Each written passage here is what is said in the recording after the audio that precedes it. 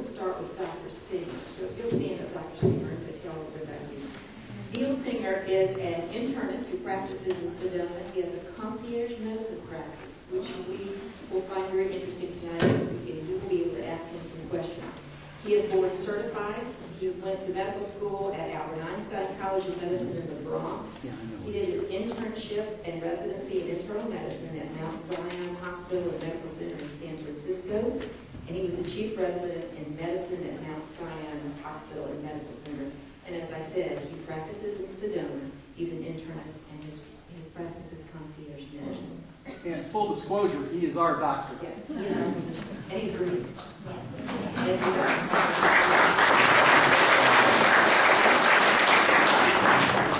Dr. Livingston, would you stand up, please, sir? Dr. Livingston is a board-certified neurologist. He trained at the University of Witwatersrand, that's the medical school in Johannesburg, South Africa. He was a clinical research fellow at the University of Newcastle upon Tyne in England, the chief resident at Harvard Longwood in Boston, and a fellow in medical genetics at Johns Hopkins in Baltimore. And Dr. Livingston practices in Cottonwood, and he's a very interesting fellow. He has written a book, which is out in our foyer, called Core Principles, and it is fascinating. Let me just read you a couple sentences. Core Values is a guide to restoring America's heart and soul. Core Values is essential reading if we want to reclaim the optimism and freedoms that made America the greatest nation on earth. It explains how we got into our present fiscal and political mess, and how we can prevent ourselves from making the same mistakes as we move forward. We highly recommend it.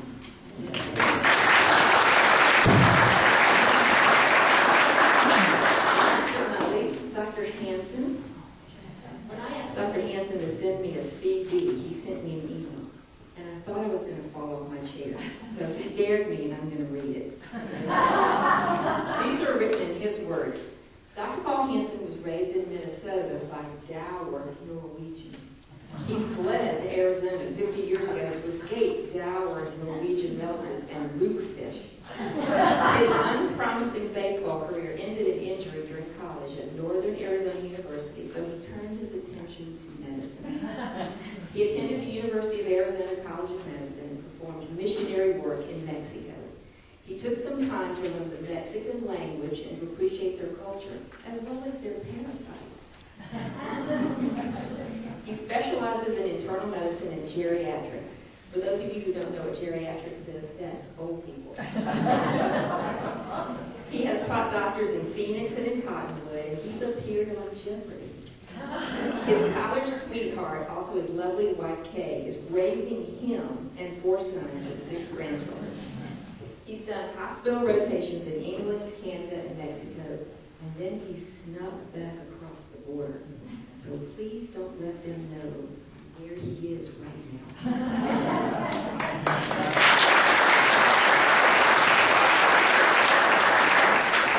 This book is a good read. I hope you'll pick it up on your way out. Just leafing through it briefly, looks like our troubles all started with the amendment that gave women the vote.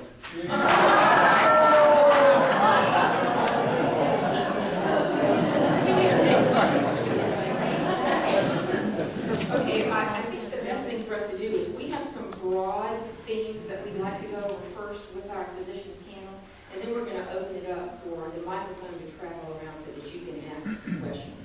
But let's start with some of the broad themes. And I'm going to start with a really interesting letter that was written by 40 physicians, and it was sent by these 40 physicians to Dr. Richard Carmona. Do you all know who Dr. Richard Carmona is? And it's so important that we vote for Jeff Flake, because listen to this. They expressed their disappointment in Dr. Carmona's support for Obamacare. They were adamant that Obamacare would negatively impact their ability to provide, listen, access and quality care for patients. So here's what the letter said. We are disappointed in you. We know that the United States healthcare system is in desperate need of reform, but Obamacare is not the answer. If Obamacare is not repealed, the doctor shortage will be exacerbated. We know that seniors who rely on Medicare will see quality of care severely lessened due to cuts. Obamacare will cut reimbursements to us, to hospitals, and to nursing homes. And then the physician said, we will not be able to afford to accept new patients or care for existing ones. The cost of this thing will be prohibitive. We urge an repeal and replaced, and all 40 signatures were on the letter. So today, as I was thinking about the film and thinking about some of the things that we might talk to these physicians about, I found a USA Today article written in August about physician shortages, primary care shortages. And let me just tell you what it said, and then we can ask our own physician panel to comment. It said that longer days, lower pay, less prestige, and more administrative headaches are pushing doctors out of family medicine. Family practitioners are believed to be the front line for wellness and preventive care, and those can reduce healthcare costs. The article said, listen, U.S. medical school students going into primary care has dropped 51.8%. And the AAFP, the American Academy of Family Physicians, is predicting a shortage of 40,000 family doctors in 2020, just when the demand is expected to explode. So if it's estimated that we have 100,000 family physicians now, and we need 139,000 in 2020, the current environment is only attracting half of the doctors we need. Listen to this last number, and then I want our physicians to comment. 78 million baby boomers, born between 1946 and 1964, most of us, who started turning 65 in 2011, will be the group of underserved patients, according to the USA Today article. So, if Obamacare is expected to extend coverage to 47 million Americans who lack coverage, where are we going to get the physicians to treat everybody? How will we find the doctors if there's a lack of them? And how long will we have to wait? So, gentlemen, do any of you have a comment?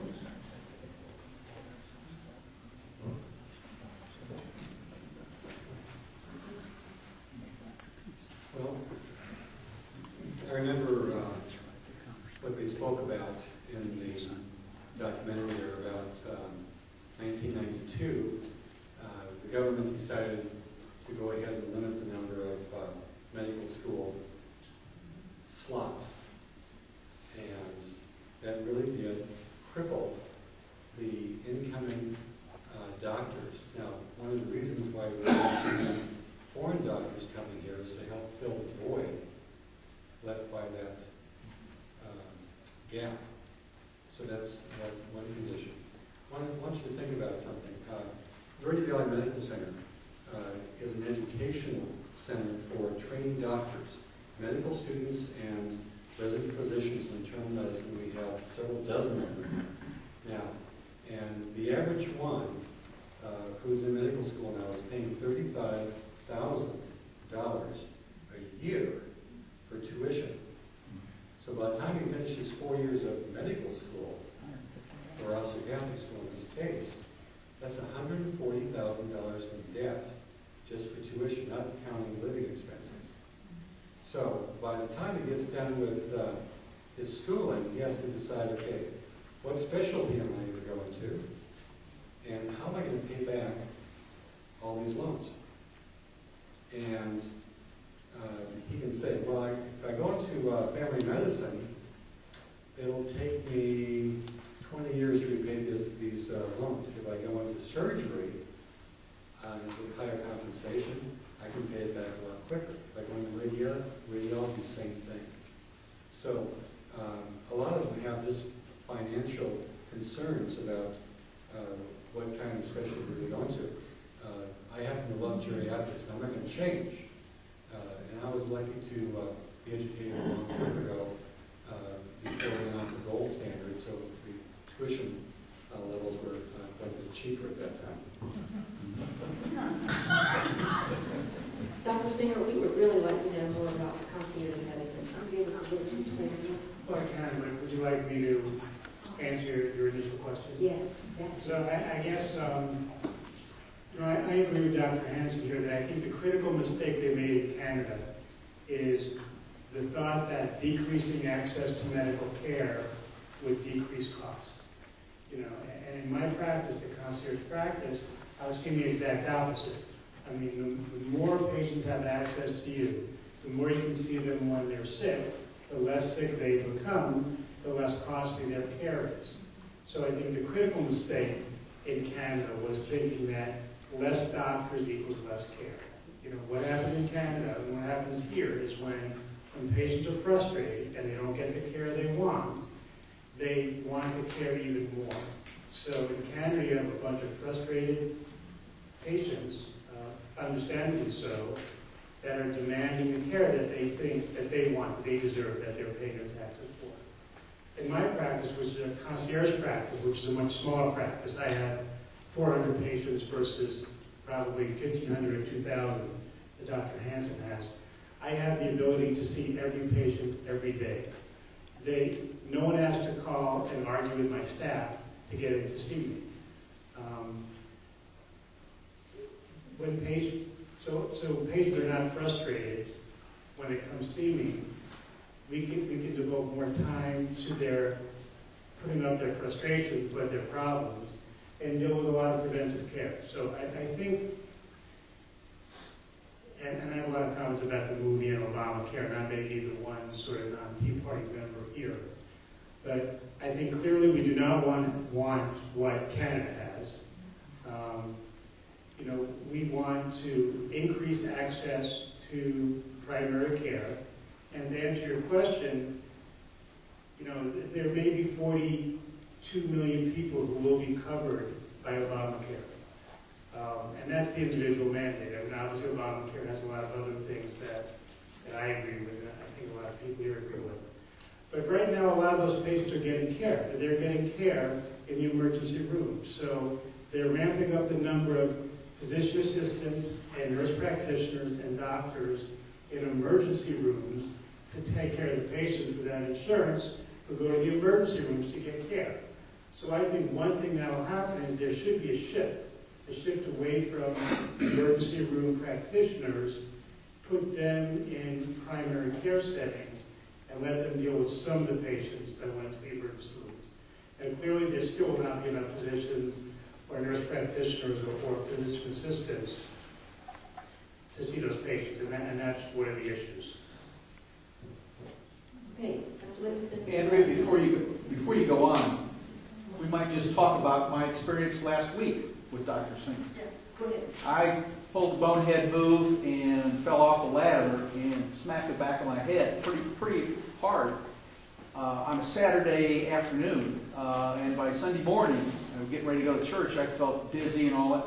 We called Dr. Singer at 8:30 in the morning on his cell phone. And by 10 o'clock, I had a CT scan read by a radiologist in Cottonwood.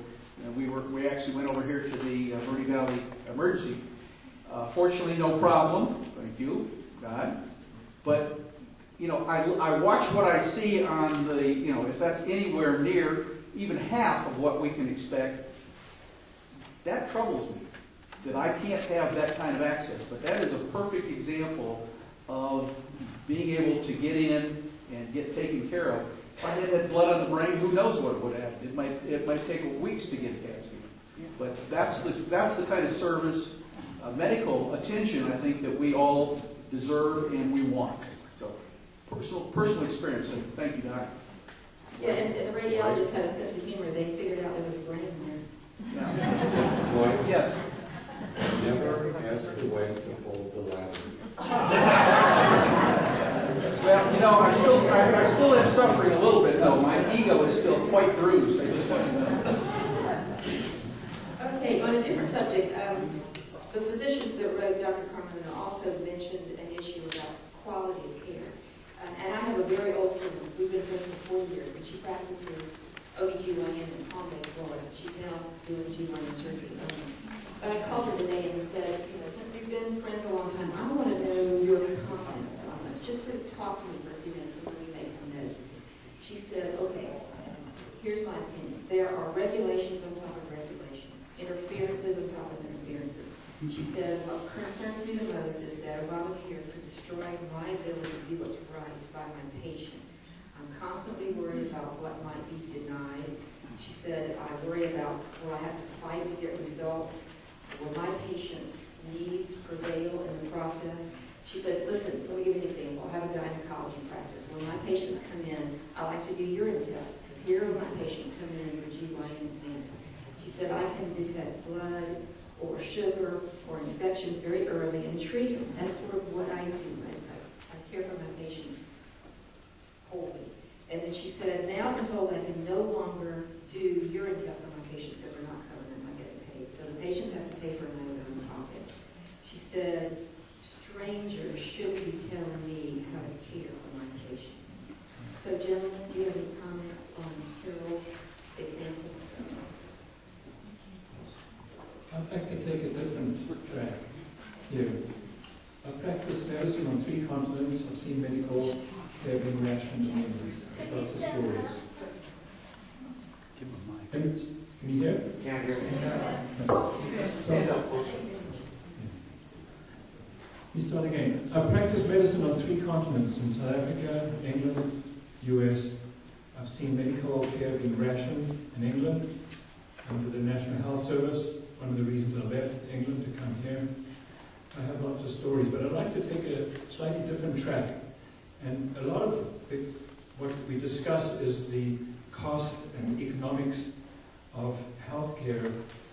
I'd like to look at what the damaging effect of government control and intrusion is on the human capital of the providers.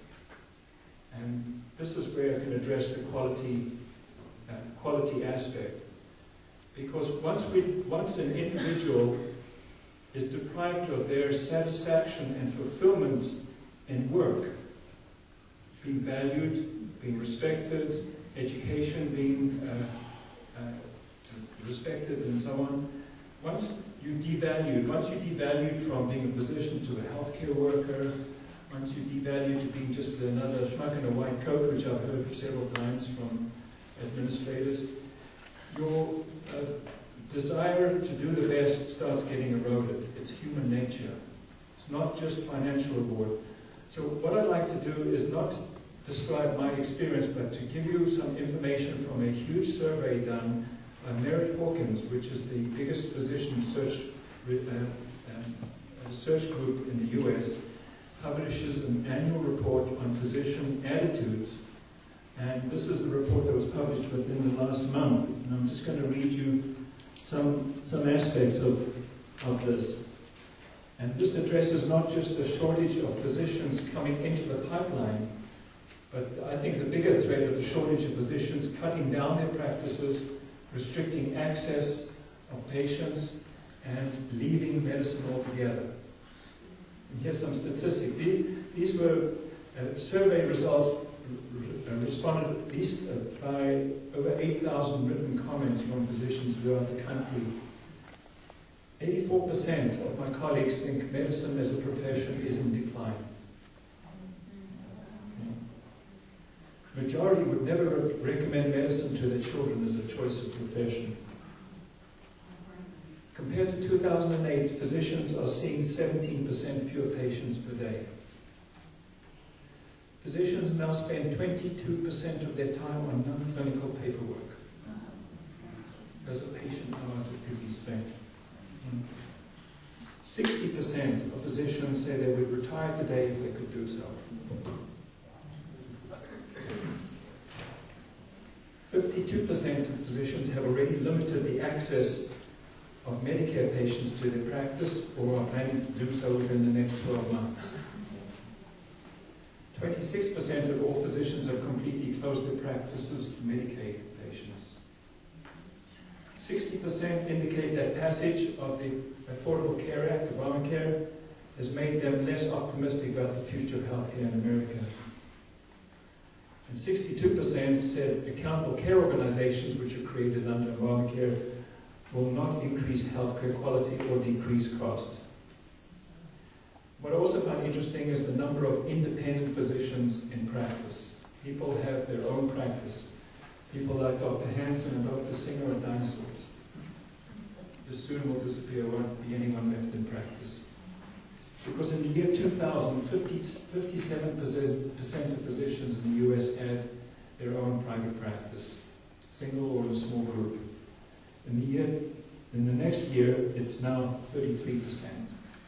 And decreasing rapidly. So, So there's some other statistics on it. What it is if you look at the physician survey, why they're so unhappy. The popular perception is they're not getting paid enough, right? Wrong. It's lack of control over their practice. It's regulations, bureaucratic intrusion, having to get certification for doing anything. That is the greatest source of unhappiness, physicians. Most physicians surveyed, when asked what do they still love about their medicine, 90% report they love patient contact, they love taking care of patients. Only 15% said money is an important factor in their practice. Dr. Livingston, what do you see as the remedy for this? How can we keep good physicians in practice? Leave us alone.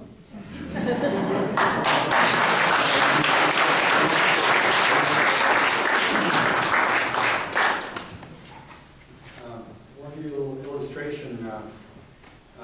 This week, one of our family physicians in Cottonwood asked me to see a young lady who had bipolar disorder.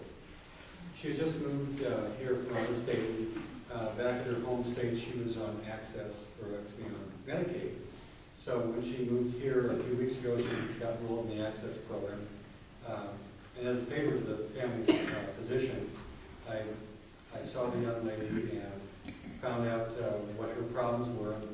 One of the problems was that the access program here in the state wasn't going to cover her psychiatric medications and wanted her off of a popular medication that worked for her and try a generic one that she had tried in the past. And she said, when I was on this medication a few years ago back in my home state, I almost killed my children.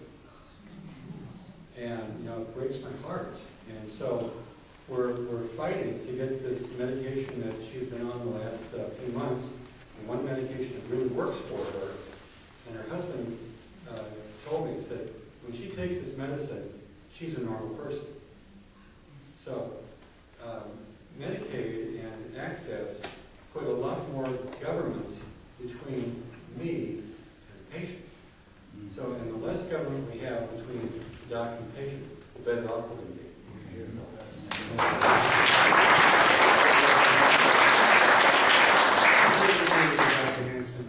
Let me now maybe answer your question before about concierge practice and segue that into what Dr. Livingston was saying. Because one of your questions was that if doctors are so disgruntled and it looks so bad, what's the cure? How do we improve that? And I found one way to improve it with my small practice is get out of the sort of seeing 40 patients a day practice that most internists have, cut down my patient population, and develop what's called a concierge practice, where there is a fee for patients that come and see me per year, and for that they get better access to doctors, physical exams, blood work, things like that.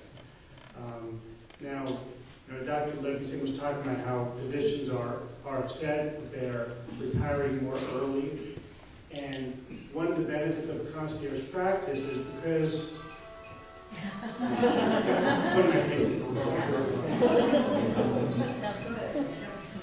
you hold on a second.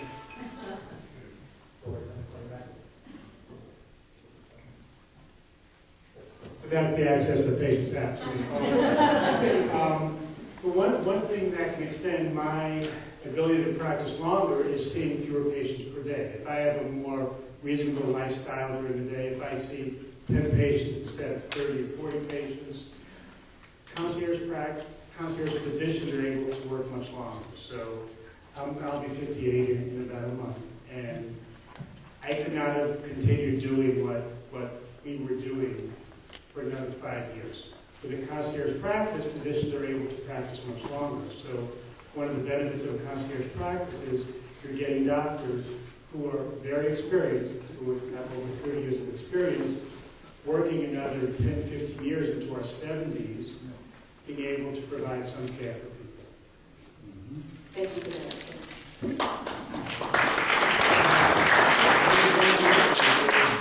I think we all agree that medical care is very expensive, and one of the problems is that I think we all agree there's not enough money to go around to give the best care to every person all the time.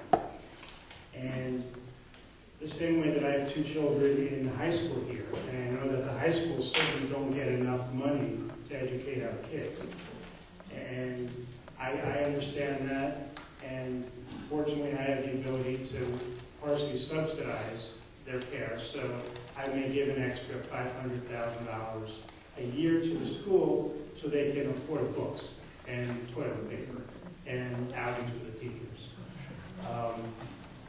One thing that I think all you have to think about is if medical care is so expensive that it's very difficult to do, is it unreasonable to expect that people pay a little extra to get better care, to get more access to care?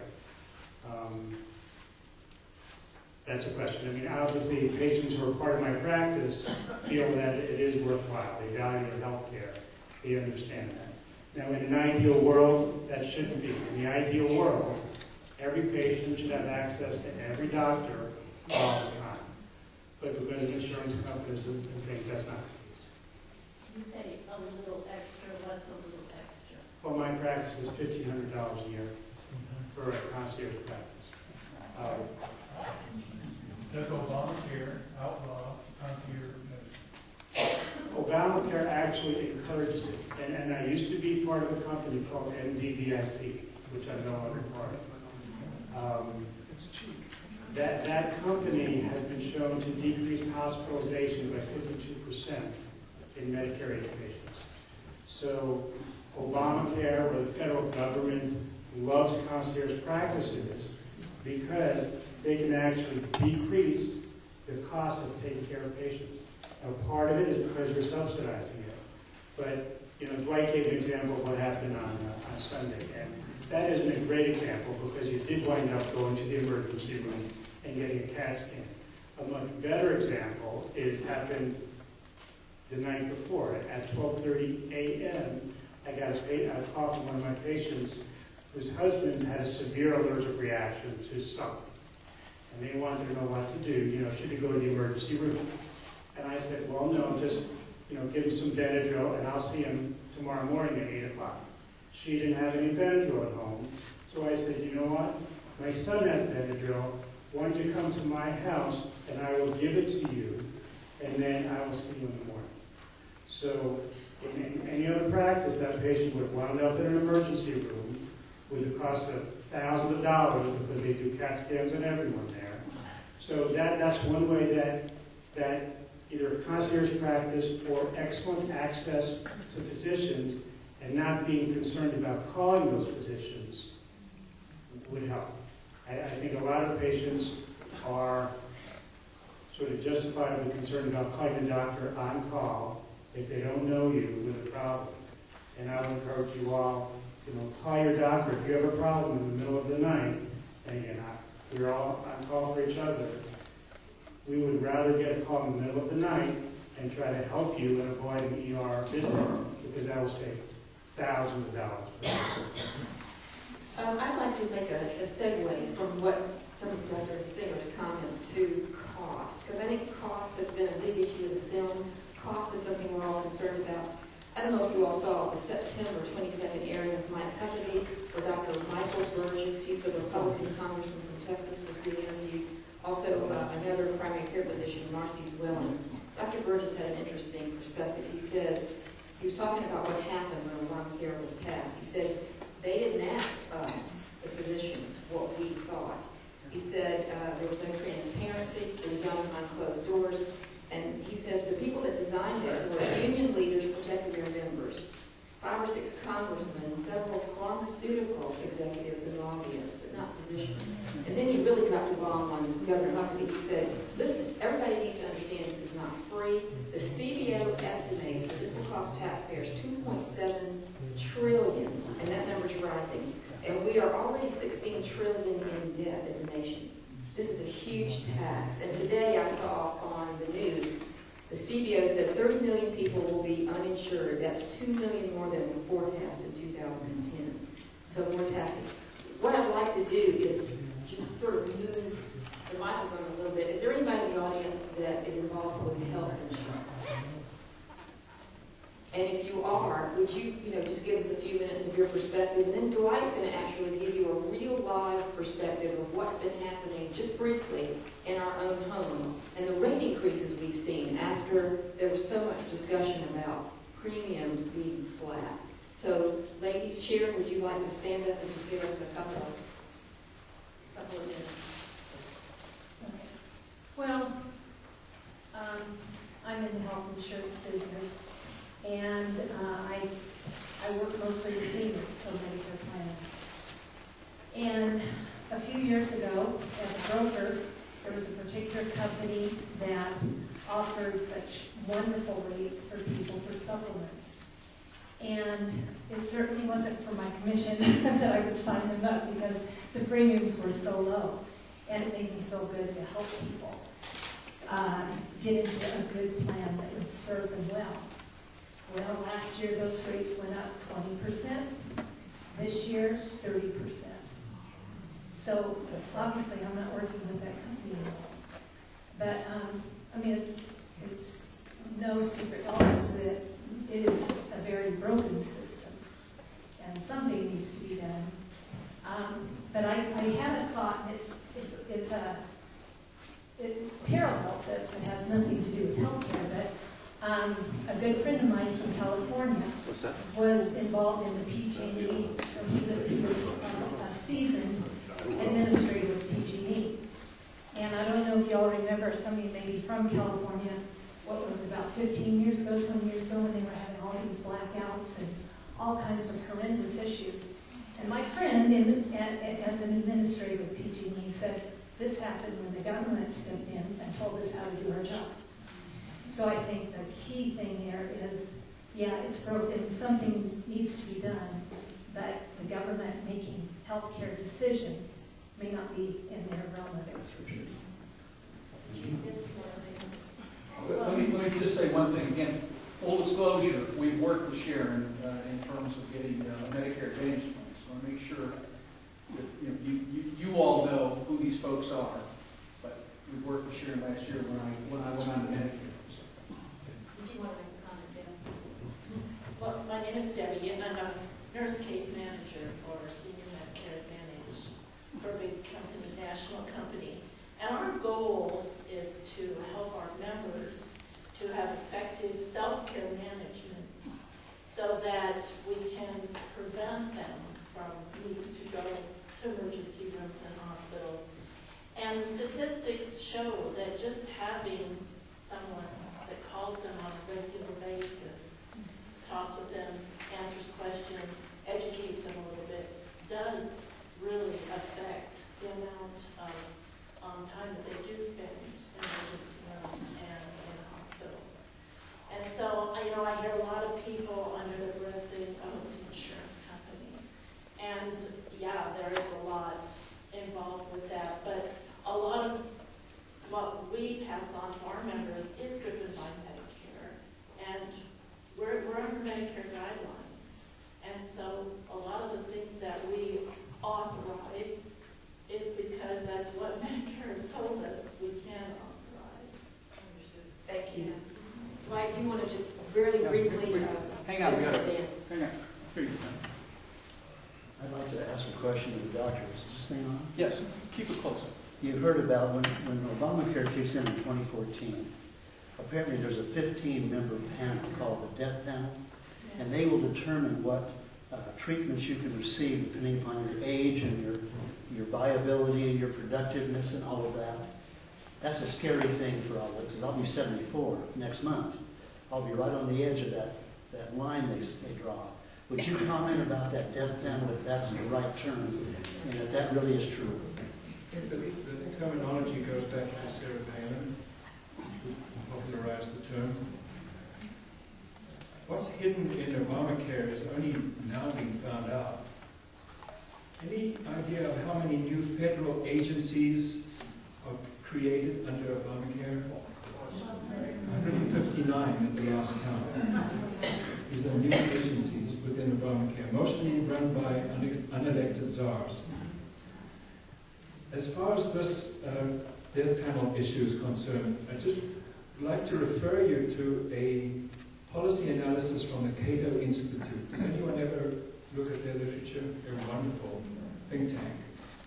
And it's published online, and it was published recently on looking at the analysis of the IPAB, Independent Payment Advisory Board, so-called death panel.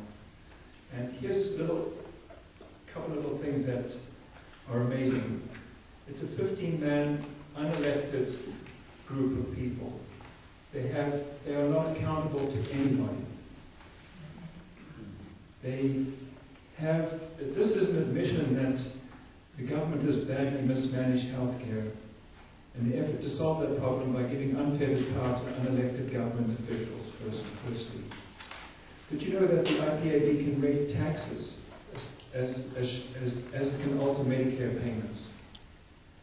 It will have the power to ration healthcare even for those who are not receiving healthcare through any government program. It does not require the IPAB, the Obamacare does not require the IPAB to hold hearings, to take testimony, or to receive any evidence from the public. After 2019, the IPAB may legislate without any congressional interference. If Congress fails to follow these steps, then Obamacare states that the American people's elected representatives may never repeal IPAB. It becomes a permanent fixture. Would you repeat that? If Congress fails to take the steps of repeal, then the PPACA, right, the Obamacare, states that the American people's elected representatives may never repeal the IPAB. Ever. Written in Obamacare. What year? 2019. After 2017, Congress could repeal Medicare, but not the board it created to run Medicare. Congress in the states could repeal the Bill of Rights, but never could repeal the IPAB. It has this group of 15 unelected officials. It's an unprecedented delegation of legislative, executive, and judicial authority in violation of the separation of powers doctrine. This independent advisory board is clearly unconstitutional. In fact, it's anti-constitutional. So I refer you to the Cato Institute, and you actually have a look and see what their powers really are. And just popularizing it as death panels comes about because 25%, I don't know if you're aware of this, 25% of the cost of Medicare is incurred in taking care of people in the last 6 months of life. You saw this in the Canadian system. And already, if you look at the liberal media, Rush Limbaugh alerted me to it in one of his newsletters, and I looked it up. The media, including the New York Times, is starting to publish articles that rationing is inevitable. It's paving the way. I refer you to an op-ed piece in the New York Times, September 12th, on rationing, how inevitable rationing is. It's just, they're paving the way. It is going to happen.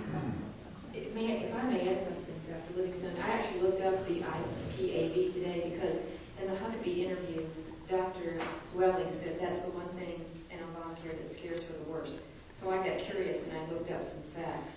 It said the Kaiser Permanente bipartisan study, so this was very fair, said they're appointed by the president, these people, 15 of them, appointed by the president and the Senate.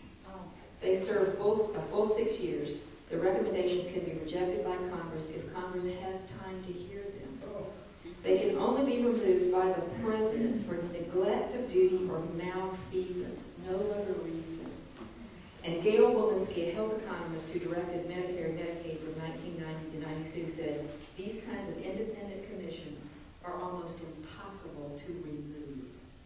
Now, I was really curious who these 15 people were. I don't know the names, but here's what the description was.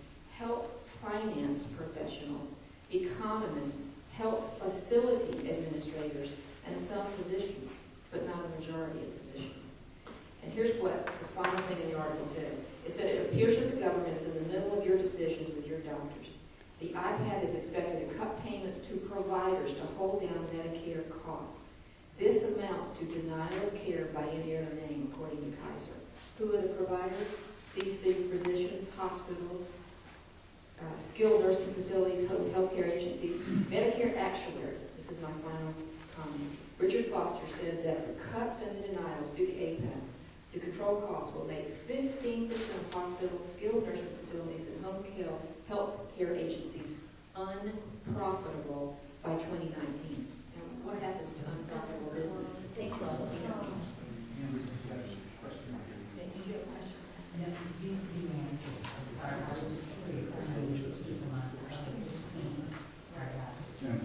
Did you want to comment fairly on cost? She said her question was how many of the people in the IPAC were doctors? Yeah, what I want to do is just talk about our own personal insurance costs. How many of you are on Medicare? Okay, most of us. You know your rates are going to more than double in the next 2 years? Yes. Everybody know that? Yes. You're going to go from about $1,200 a year to almost $3,000 a year in 2014. From 96.40 to 247. That's exactly right. So more than a double. That's one thing. Second of all, one of the things we decided to do was to buy a Medicare Advantage plan. I just got the new 2013 book on Medicare Advantage. The program that I've chosen, the out-of-pocket for current year is about $4,000. The out-of-pocket before the insurance kicks in, I have to pay $4,000. It goes up to $4,800, a 20% increase in the amount of out-of-pocket before insurance kicks in on a Medicare Advantage plan. This is the piece above normal Medicare for me. And then finally, when Andrea and I both retired, neither one of us had retiree health care from our companies, so we went into the private market to get our own health care. When I turned 65, Andrea was on her own. Her premiums went from $4,200 a year in 2010 to $5,000 to $5,700, and this year it's going to be $6,400, a total increase in 4 years of 52%. Here's the interesting part. We got a check back from United Healthcare for $621 under Obamacare because United Healthcare they have to spend at least 80%, I believe, 80% of the premiums they take in on medical care. So it caps the amount that they can spend on overhead, profits, and so forth. So we got a check back this August for $621.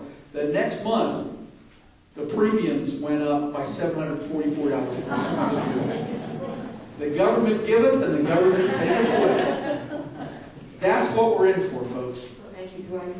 Do we have any small business owners in the audience? Anybody who owns a small business? Okay, good. There was a really interesting segment on CNBC, and Doug, maybe you can comment on this. When Obamacare passed, when the Supreme Court handed down the decision, small business owners were chatting online and tweeting and so on because they were very unhappy and very confused. And some of the small business owners that were interviewed in the segment said they won't hire or invest right now because they don't know how the law is going to affect their premiums or their healthcare system in total and their small businesses. Listen to this. This was this morning. First-time jobless claims rose by 4,000 to 367,000 first-time jobless claims. There are 2.14 million people receiving federal extended unemployment benefits, and that number should be added to 2.84 million who are receiving traditional unemployment benefits. Folks, that is 5 million people on the federal and state unemployment rolls. How about a hiring boom instead? What if our small businesses were free to hire? This one business owner said, and I'm going to let Doug talk, Obamacare will force me to shift workers to part-time to avoid the 50 employee threshold. If I have to take on more health care costs, I won't hire anybody. If I don't go over 50 people, I avoid the total payment of high health care insurance premiums. It will be less expensive for me to pay the penalty for non-compliance than to insure my people. Why am I telling you this? Because your children may be employed by small business owners. They drive this economy. Doug, do you want to make a comment? I'm a small businessman as well, contractor. Much like in the healthcare profession, we're being hammered by government, making it harder and harder and to run a small business, and much harder to employ people. For example, just in the last 4 years, my unemployment insurance rate on every employee has gone up 350%. That's just one increase. I'd like to say something about Dr. Livingston's book, Core Principles. Great book. Thanks for giving it to me. I read that last year. Good book.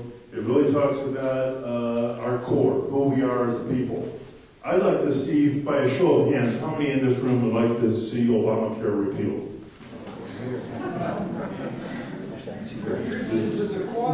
Is there anybody that would like to see it continue to be implemented and experimented with over the next 20 years? No. And would like certain parts of it to be approved? Well, that's the question I was leading to for the doctors. If we were to repeal and replace, we're not hearing enough from politicians running for office or the press, the talking heads on the news about how would we replace it? What would we replace it with? They're not getting pressed. There are some people who have plans. No, there are pharmacists that have plans. I'm sorry, I don't have the answer to that, but let me just tell you my personal story and how I've benefited from Obamacare. I have 2 adopted sons. One of my adopted sons developed a hormone deficiency at age 3. I had insurance for my family from when he was born. And unfortunately, the treatment for his hormone deficiency was relatively expensive. So once he was diagnosed with that, we were stuck with our insurance company. My health care premiums 2 years ago for my family of 4 healthy people, except for my one son who has a hormone deficiency, was $120,000. $120,000 a year for healthy people, but we had one sort of pre-existing illness. What happened in 2012 is that a new part of Obamacare came in, where an insurance company couldn't deny care to a child with a pre-existing illness. So thankfully, we took advantage of that one part of it, and probably my health care premiums are $70,000 less. So if you would ask me, what would you replace it with, or what would you try to keep of it? It's the idea that insurance companies cannot deny or jack up the rates of people with pre-existing illnesses. And I think some people probably agree with that here. I would agree too, and I think as we've talked about health care insurance reform in this country for 10 or 20 or 30 years, I mentioned to my wife last night, over the last 10 or 20 or 30 years as we've argued about the increase in health insurance costs and health coverage, that the pre-existing condition clause could have been covered with a one-page bill 20 years ago, and it was never done. Does anybody else have any questions for the gentleman? We're going to close at 8:30, so if anybody has a question, raise your hand and we'll bring you a microphone. I'm curious about the liability insurance for doctors. It seemed to me like the tort reform would have gone a long ways to correcting that. And the question is, too, whether because of the threat of being sued, do doctors do more tests than necessary? And if that's the case, then tort reform would correct that and bring down the cost of a lot of lab fees and things.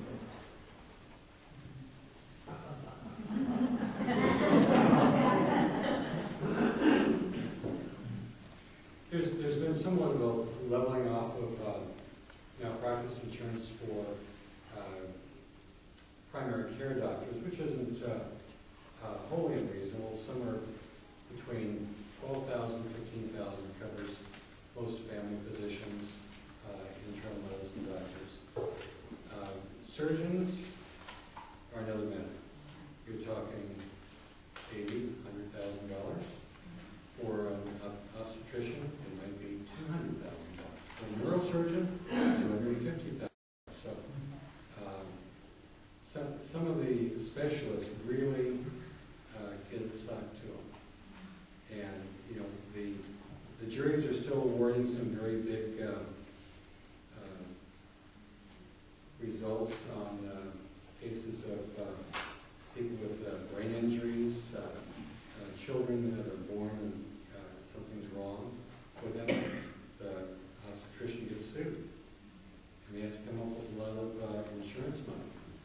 So, yeah, and there are certainly better ways to cover these kinds of problems than the adversarial courtroom, because it denies payment and keeps things going for year after year before it gets settled. Look what happened in Texas, with tort reform in Texas. And that tells you everything. Tort reform means people can still sue, but there's a cap on pain and suffering. Within I think, 2 to 3 years after Texas, which had its net loss of physicians, you're from Texas. That's right. Within a few years of reforming the tort laws in Texas, there was a net influx of over 2,000 physicians into the state. That's right. The amount was capped at $750,000 pain and suffering in Texas about 5 years ago. And you are absolutely right. Sorry? 250. 250? Oh, I stand corrected. Anyways, the point is, you're exactly right, is the influx started right after that cap was put on. Obstetricians, gynecologists came back. So to answer your question, whether physicians order more tests because of fear of being sued, and I think I would say some do. You know, I think doctors like Dr. Hansen and myself don't. You know, we feel confident in our abilities. We have the ability to follow up patients. What I've seen, the most abuses are in the emergency room. That's where patients come in with potentially a serious illness, and ER physicians are scared silly of getting sued. You know, Dr. Livingston, that anyone who goes there with a headache or a neck ache or an ache or a sneeze gets a CAT scan of their head. You know, that is absurd. So I think the tort reform would help a lot. Even if you only had tort reform for emergency room physicians, that would be helpful. The typical charge for a patient going there with perhaps a migraine headache would be at least $3,000 or $4,000 because they get blood work and CT and stuff. If they would come to our office, if they had private physicians, it would probably be like $80. So certain physicians, the inexperienced physicians order more tests. And I hate to say this, but the nurse practitioners and the physician assistants who don't have the same training and the same education and the same life experience as those of us up here order more tests. And that's why one thing that I mentioned that we need to do to provide more care for patients is to do something to us older physicians to enable us to work longer, because longer means more years, because that would enable experienced physicians who don't order a lot of tests to take care of more and more patients. Thank you. I want to tell you all one thing, because we're going to have to close pretty soon. But everybody's been asking, what if, what about, what's the replacement? You might want to take some time when you go home, because we're getting late. Look at Mitch Daniels, the Indiana governor's plan called Healthy Indiana. Mitch Daniels got control of costs by establishing HSAs for Medicaid. Costs came down 11%, and he gave those patients more control over a choice. It's a very interesting story, and Mitch Daniels wasn't consulted in Obamacare. Why weren't the governors? But that is a really interesting story about the options that we have to talk about tonight if we may do another time. One more question and then we'll close. I was going to say on the HSA, which I think Bush put in place, they do work, because I work for a healthcare private group practice, and I've done this for 25 years. And this group had implemented